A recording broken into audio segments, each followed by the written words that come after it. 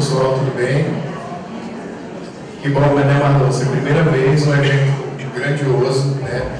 O interessante é que, ao longo desse projeto que a gente vem hoje, materializando um serviço, como o Dr. Sidney citou, a gente já teve a honra de conversar com alguns de vocês aqui em espaços diferentes. E hoje a gente se encontra aqui no Ministério Público promovendo algo, um espaço de diálogo, de discussão e, acima de tudo, de integração. Quando a gente recebeu a proposta de estar presente aqui hoje, a gente preparou uma apresentação, né, Marluce? Primeiro, para tentar esclarecer um pouco sobre o que a gente vem trabalhando ao longo desse um ano e um mês. E ao longo dessa jornada, né, a gente vem descobrindo uma série de questões que são importantes pontuar, sobretudo a necessidade de espaços como esse que o Dr. Sidney mencionou. Espaços em que a gente possa dialogar, debater, compartilhar responsabilidades, saberes e, acima de tudo, trabalhar em prol de uma causa tão importante, né? E trazendo nessa perspectiva da importância do trabalho que iremos desenvolver juntos, né, que é um convite que nós fazemos aqui para vocês hoje, eu acho que é uma missão que vai além do Tribunal de Justiça, vai além do Ministério Público, do Poder Executivo, Estadual, Municipal. É uma missão que cada cidadão carrega aqui. Ao longo desses quase um ano que a gente vem debatendo, estudando, trabalhando, construindo fluxos, a gente percebeu que a motivação que nos faz lutar por essa causa, né, ela vai muito além dos deveres profissionais que cada um carrega, né, Marluce? Então, vai por um compromisso social que nós devemos assumir. E eu espero que ao final desse evento, cada um saia tocado sobre a importância disso. É importante discutir fluxo, é importante construir parcerias, mas é importante cada um entender a importância desse espaço, desse momento. E, às vezes, né, você pode fazer muito só conseguindo escutar uma pessoa. É até um pouco engraçado como psicólogo dizer isso, mas estamos perdendo a habilidade de escutar, né, escutar as pessoas. Às vezes, questões acontecem ao nosso lado, ao nosso redor, sua vizinha, uma amiga, um colega, e a gente deixa passar despercebido. E hoje a gente vai falar sobre um tema muito importante, que é a violência contra a criança e o adolescente, né?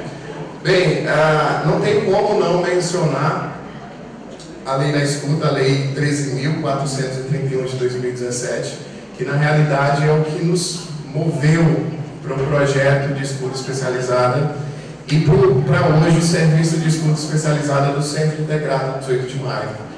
Eu gostaria de quebrar o protocolo, mas seria muito interessante fazer enaltecer esse espaço, nesse espaço, duas figuras muito importantes. Primeiro, Márcia Mesquita, que hoje não pôde comparecer por questão de saúde, né? Ela é coordenadora do Grupo Gestor de Equipes Multidisciplinares do Tribunal de Justiça, a qual nos convidou para essa missão.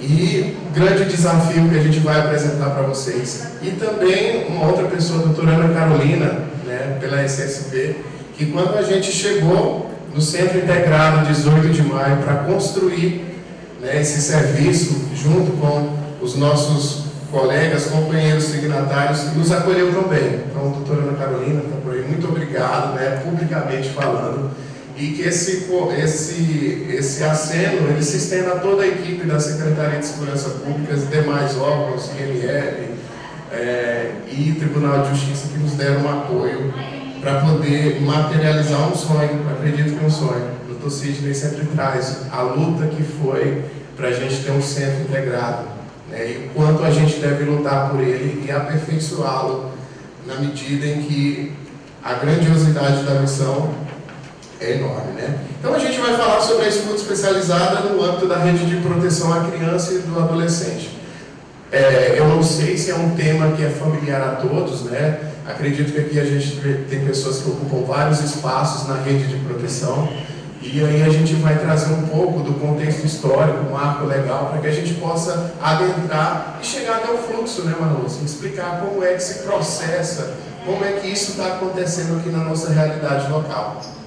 Vamos lá? Então, De acordo com a Lei 13.431 de 2017, a escuta é um procedimento de entrevista sobre a situação de violência com a criança ou adolescente perante um órgão da rede de proteção, limitando o relato estritamente necessário para o cumprimento de sua finalidade. Bem, a Lei 13.431, dia 4 de abril, ela completou 5 anos. Né? Então, a gente tem esse advento, esse marco legal, essa data histórica. E a lei da escuta, que é como ela é bem conhecida, ela versa sobre duas perspectivas, que inclusive já foram citadas aqui nesse momento de hoje. Ela versa sobre a escuta especializada e sobre o depoimento especial. Né? São atividades diversas que têm finalidades diferentes, e aí a gente já vai esclarecer aqui. Fico feliz também com o levantamento feito pela equipe que está à frente do depoimento especial sobre o avanço que tivemos com relação ao número de audiências realizadas. Né? Isso tem um reflexo extremamente positivo nessa perspectiva de proteção. Obrigado. Então vamos lá. Escuta especializada e depoimento especial. Para vocês entenderem, se familiarizarem um pouco como surgiu, em meados de 2013, né, na comarca do Rio Grande do Sul, o doutor José Daltoé, até então responsável pela comarca, que realizava audiências com crianças e adolescentes vítimas e testemunhas de violência, se incomodou com o fato de que a audiência se dava na perspectiva comum, assim como era ocorrida. Né? Então, a vítima, no caso vítima, ela estava ali diante de figuras de autoridade, promotor, juiz, defensor ou advogado de defesa do réu, e participava daquele movimento para trazer, como bem explanado na mesa de abertura, a possibilidade de responsabilização dos autores. Né? E sempre teve esse olhar, mas e a vítima?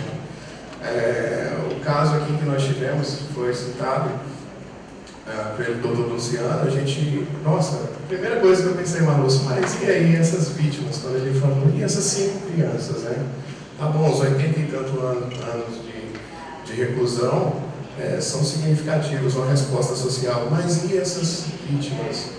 Sabendo que isso aconteceu no seio familiar, como é que vai ser daqui para frente, sabendo que isso traz tantas marcas para essas crianças, né? E aí, peraí, vamos então, lá na comarca do Rio Grande do Sul, vamos desenvolver uma estratégia para tentar minimizar esse impacto. E aí surgiu a figura do depoimento sem dano, que era tirar a vítima desse espaço, né, de produção de provas, de colheita de informações, e colocar numa sala protegida, aonde houvesse uma interlocução entre a figura do sistema de justiça e essa vítima, por intermédio de um profissional capacitada em poder transcorrer aquele movimento de uma forma que provocasse o menor dano possível. Né? Então, nós já tínhamos referências na literatura, sobretudo literatura norte-americana, que já existiam protocolos de entrevista que ofereciam potencial para poder atuar nessa perspectiva com a única finalidade de extrair memórias. Né? Então a gente vai falar muito sobre isso hoje ao apresentar o protocolo, para que todos vocês entendam como é feito o trabalho. E aí essa profissional habilitada fazia a interlocução entre a sala de audiência e o depoimento sem dano com aquela vítima. E os resultados foram extremamente satisfatórios. Né? O índice de situações constrangedoras diminuíram, e é que a gente ainda nem falou de violência institucional, a gente vai chegar nesse ponto. E o CNJ, né, adotou essa medida, essa forma, e trouxe, isso foi sendo aperfeiçoado até o surgimento do marco legal, que era a lei da escuta. A lei da escuta, ela versa sobre o depoimento especial e sobre a escuta especializada. No âmbito da justiça, o depoimento especial passou a ser uma ferramenta fundamental para atuar nessa perspectiva, porque a qualidade do relato da vítima passou a ser mais satisfatória, porque eram técnicas baseadas em estudos que traziam essa interlocução de maneira mais assertiva. Peço licença para os colegas que trabalham com a situação, mas figura muito no relato de muitos profissionais a dificuldade que é abordar uma criança ou adolescente em situação de violência. Eu não sei o que falar, não sei como me importar, sobretudo o sistema de justiça. Cara, eu não fui treinado para atuar dentro dessa abordagem. Imagine a dificuldade que o magistrado tem para poder fazer essa interlocução, mediar uma audiência, a dificuldade do promotor de justiça em poder realizar o seu trabalho diante de um cenário onde há choro, há manifestações comportamentais em decorrência do abuso, enfim. A defensoria também, que atua no âmbito da defesa dessas partes, sem entender a magnitude do complexo que é a figura do abuso na vida dessa criança. Então, surge a lei que traz os dois panoramas.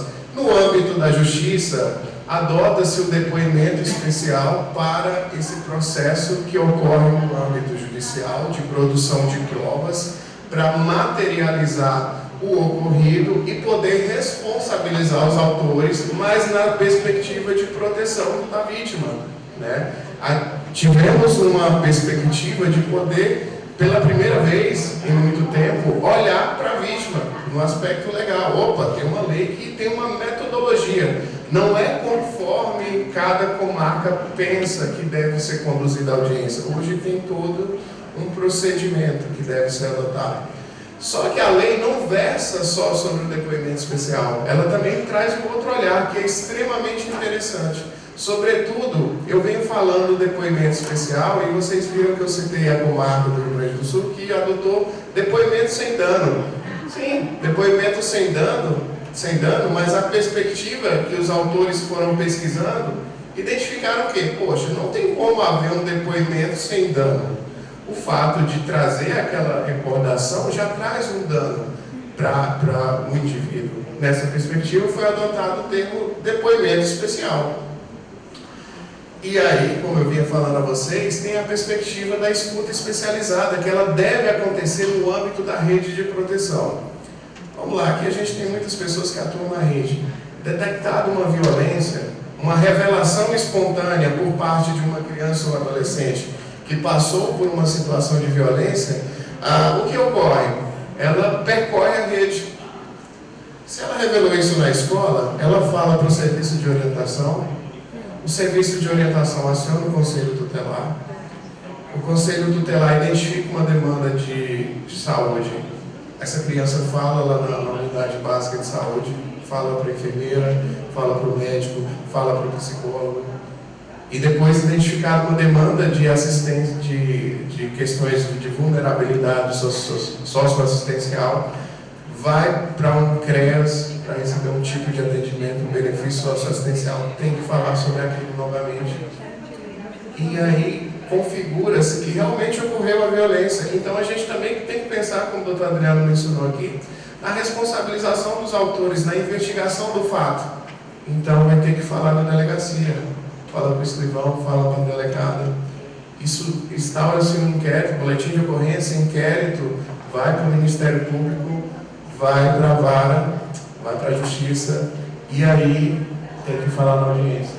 Então, só nesse caminhar, perceba quantas vezes foi necessário essa vítima falar sobre o que aconteceu.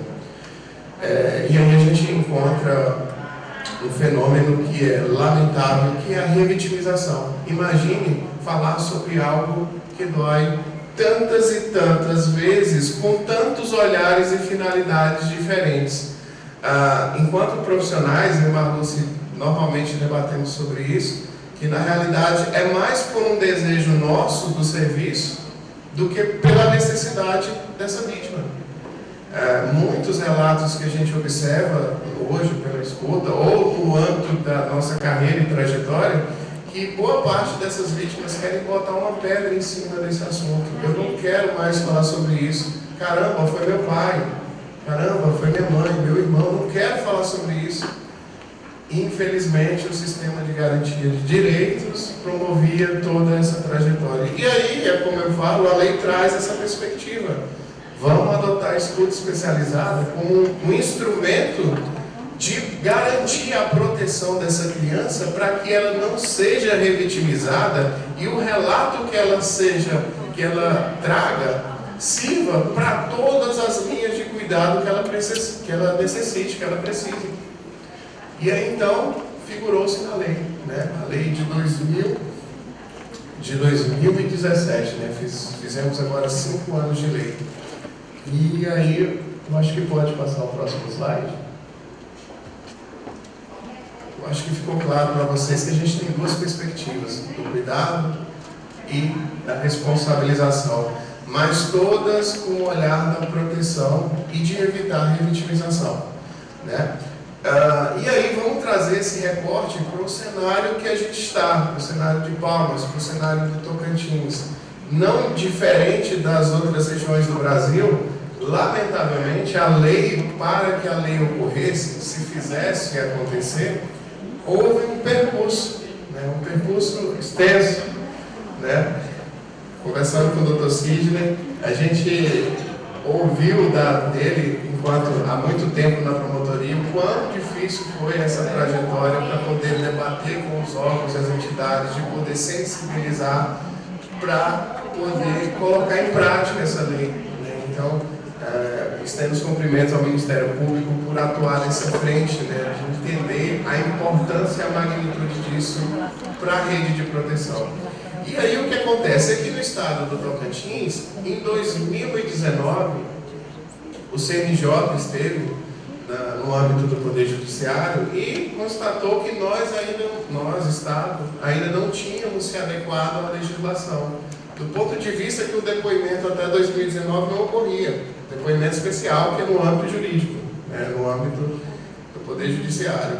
E aí o Poder Judiciário encabeçou à frente, enviou uma equipe para se capacitar, buscar todas as referências que já eram exitosas no âmbito do cenário nacional. Vou citar Pernambuco, que foi da fonte que nós bebemos para poder implantar o depoimento especial aqui no Tocantins. Inclusive, a comarca de Palmas foi a primeira comarca a ter uma sala de depoimento especial. E, na perspectiva de estruturação das salas, que hoje são 7, como mencionadas até março, e treinamento de profissionais que pudessem conduzir o depoimento especial, a entrevista. Porque, como eu disse para vocês, tem uma metodologia, tem uma diretriz, existe um protocolo científico que deve ser adotado. Em especial, o protocolo adotado a nível de curiosidade é o Protocolo Brasileiro de Entrevista Forense, que foi aonde eu e Marluce fomos treinados e capacitados. Fomos da primeira turma de entrevistadores forenses. Fomos 30, né, Marluce? Isso. E a partir de meados de 2019, o depoimento especial passou a ocorrer na comarca de Palmas. Só que a lei não versa só sobre o depoimento especial, como a gente já havia mencionado. E havia necessidade do sistema de garantia adotar a escuta. Por quê? Acontecia um depoimento no âmbito forense, mas a criança que chegava para ser ouvida lá, ela falava, mas eu já falei isso tantas vezes, como foi levantado, 1 ano para poder se julgar um caso. Então ela já passou pelo acompanhamento terapêutico, ela já está sendo assistida pela assistência social e ter que falar novamente. Então, o Ministério Público passou a adotar esse diálogo para ver, vamos implantar a escuta especializada. E aí veio uma dificuldade do Poder Executivo, tanto no âmbito estadual quanto municipal. Nós não temos condições de treinar todas as equipes que são responsáveis a atuar na linha de frente a um protocolo científico. Outra questão, não temos como adaptar nos nossos espaços ambientes que possam ter a qualidade que se espera para realizar uma escuta. Tinha-se uma perspectiva de que espaços poderiam ser tomados como frentes da escuta, porque espera-se que a escuta ocorra-se no primeiro momento em que se descobre a violência, o abuso contra a criança ou adolescente, ou até mesmo aquela que testemunhou o ato. Então a gente pensava, né, quem estudava sobre, na saúde, porque a violência aguda, a criança acabou de ser abusada, então ela vai receber um atendimento de saúde, então ali seria o melhor espaço. Opa, mas não tem como estruturar dentro das frentes das unidades de saúde. Então, na assistência social, dentro da assistência social, os dispositivos que temos também não comportam ter esse procedimento. E aí surgiu a luz no fim do túnel, né, que é um termo de cooperação técnica promovido entre o Poder Executivo, Poder Judiciário e Ministério Público, que trazia uma frente em que vamos compartilhar responsabilidades e trazer a escuta para um centro de referência. E a gente já tinha esse centro, que é o Centro de Atendimento Integrado, 18 de maio. A gente vai apresentar um pouquinho sobre ele aqui também. E aí, dentro desse tema de cooperação, o Poder Executivo oferecendo infraestrutura, e o Poder Judiciário oferecendo as equipes para poder prestar esse serviço que seria referência para o Estado, né? E aí é onde eu e Marluce entramos nessa história. Por sermos da primeira turma, fomos convidados pela Márcia, que mencionei aqui, a estar à frente desse projeto, capacitando a equipe, construindo os fluxos, fazendo com que acontecesse a escuta especializada. E aí a gente tem um marco dos primeiros atendimentos ocorreram em meados de 2021, né? 3, 4 anos depois da lei, né? Mas antes tarde do que nunca, né, doutor Cid, né? E a gente se debruçou nos estudos, nas experiências que temos no cenário nacional. Temos várias experiências na perspectiva de como a lei se aplica no Brasil. A lei se aplica de diversas formas, porque ela preconiza que se desenvolvam fluxos municipais ou estaduais para que a rede possa absorver escuta, ou seja, não necessariamente precisa ser no formato que temos, que é um centro de atendimento integrado, né?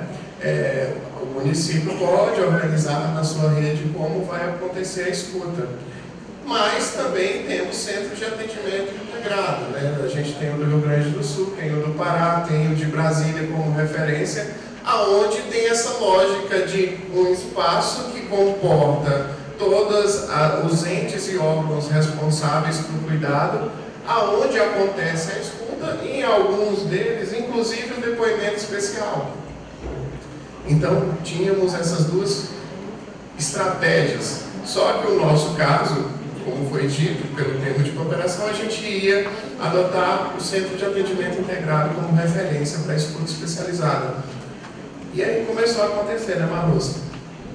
Aconteceu, mas aí, agosto, setembro, começamos a produzir os encaminhamentos. A finalidade da escuta, como a gente já mencionou, mas é sempre bom reforçar, é a garantia do acesso ao que for necessário para aquela vítima, né? Suposta vítima ou testemunha de violência. Então, a essência do nosso trabalho é identificar no relato dessa criança ou adolescente o que ela precisa para superar a situação de violência. E aí eu vou dar um detalhe da lei que é interessante a gente mencionar aqui. Poxa, então a escuta é só para aspecto protetivo, então tem a escuta e tem o depoimento. Então ela vai fazer a escuta e vai fazer o depoimento. Calma. Lembra que a escuta adota a mesma perspectiva do cuidado, mas do aspecto técnico-científico? O nosso protocolo que é adotado, a gente vai apresentar para vocês, ele traz a capacidade de podermos extrair os elementos juridicamente relevantes do relato dessa vítima. O que são elementos juridicamente relevantes?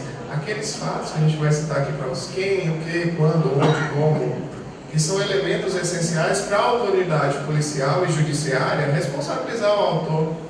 Então, a técnica que é adotada pelo entrevistador de escuta especializada, sendo adotada da maneira adequada, ela proporciona extrair a memória daquela vítima, trazendo os elementos juridicamente relevantes que isso, juntado ao boletim de ocorrência, ao inquérito policial e processo, vai subsidiar a tomada de decisão por parte do juízo. Ou seja, a lei traz que, havendo os elementos necessários, não há necessidade de solicitar o depoimento especial.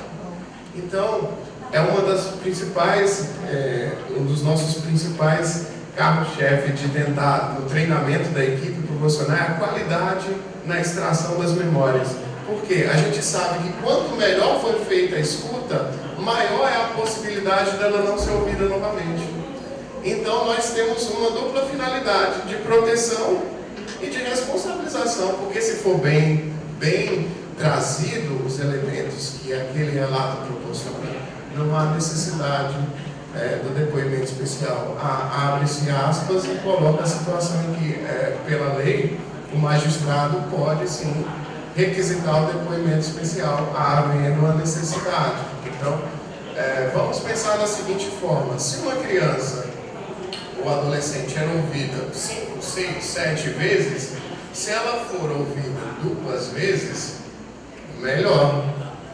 E detalhe, o Dr. Sidney citou aqui, 1 ano para que o processo, para que a audiência ocorra, 1 ano de trabalho com essa criança e adolescente na rede socioassistencial, na rede de saúde, promove uma capacidade de superação muito maior do que a gente esperar chegar lá no depoimento para a entrevistadora de depoimento falar: meu Deus, precisa de psicólogo.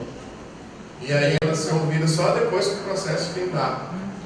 Então está aí uma inovação jurídica e uma inovação, uma ferramenta, uma estratégia que nós, profissionais da rede de atenção e proteção à criança e adolescente, devemos ter conhecimento e adotar como prática, sobretudo defender, né?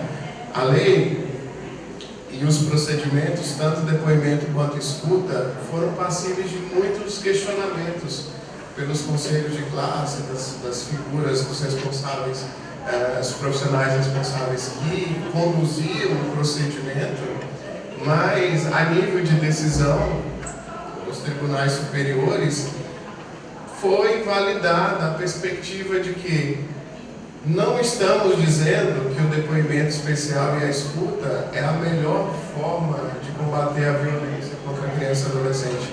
Não ousamos dizer isso, porque não é assim que se faz. Combater, como o Dr. Sidney falou, era a gente, ao invés de estar aqui, estarmos nas ruas, porque 3 situações de violência em menos de a cada hora. Meu Deus, nós vamos ficar aqui hoje 8 horas, 6, 7 horas. Imagine quantos casos. A gente vai trazer um levantamento estatístico no final da apresentação para vocês terem ideia de como é o nosso cenário. Então, assim, a gente não está dizendo que é a salvaguarda da proteção, mas é o que temos hoje de mais avançado e é onde a gente se debruça em discutir, debater, chamar a rede para poder conhecer e nos ajudar. Então, vamos apresentar o Centro Integrado 18 de Maio, né? A gente está falando de lei, nem advogado, eu sou psicólogo. Vamos falar do Centro Integrado. Vai lá, Maloso.